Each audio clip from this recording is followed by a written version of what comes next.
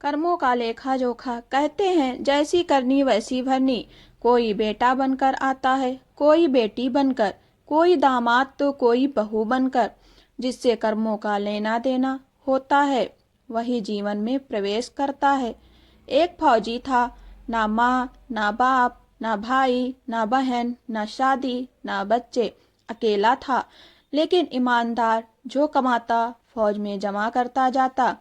कुछ समय बाद उसकी दोस्ती एक सेठ से हो गई जो फौज में सामान सप्लाई करता था। सेठ ने कहा, पैसा यूं पड़ा है, मुझे दे दो, व्यापार में लगाऊंगा, पैसा बढ़ेगा। फौजी ने विश्वास करके अपनी पूरी जमा पूंजी सेठ को दे दी। व्यापार चमक गया, कमाई बढ़ गई। फिर युद्ध छिड़ गया। फौजी घोड़ी पर सवार होकर लड़ने गया। घोड़ी इतनी उग्र थी कि लगाम खींचने पर भी और तेज दौड़ती गई। दुश्मनों के बीच पहुंचकर फौजी और घोड़ी दोनों मारे गए। जब सेठ को पता चला कि फौजी मर गया है, वो भीतर ही भीतर बहुत खुश हुआ।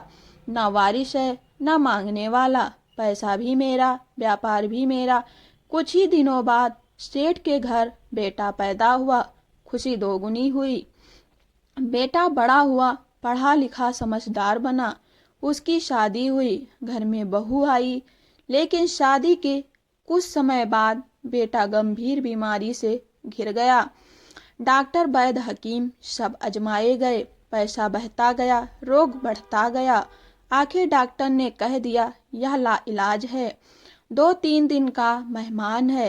रास्ते में किसी ने एक वैद्य की दवा बताई, 2 आने की पुड़िया, मुर्दा भी उठ खड़ा होता है। सेठ दौड़कर दवा लाया, पुड़िया खिलाई और उसी क्षण बेटा मर गया। घर में कोहराम मच गया। सेठ सेठानी बहू सब रोने लगे। तभी एक महात्मा आए, पूछा इतना शोक क्यों? सेठ बोला मेरा जवान बेटा मर गया है। महात्मा बोले जब फौजी मरा था तब तो आप बहुत खुश थे, जब पैसा मिला था तब भी, जब बेटा हुआ तब भी, शादी के दिन भी। अब थोड़ा सा हिसाब पूरा हुआ तो रो क्यों रहे हो? सेठ चौंका। महात्मा बोले वही फौजी बेटा बनकर आया था, खाने पीने पढ़ाई शौक शादी इलाज पूरा पैसा वसूल करके आज चला गया। अब कर्मों का हिसाब पूरा हो गया। सेठ बोला लेकिन बहू का क्या दोष? महात्मा बोले वही घोड़ी बहू बनकर आई थी जिसने युद्ध में धोखा दिया था।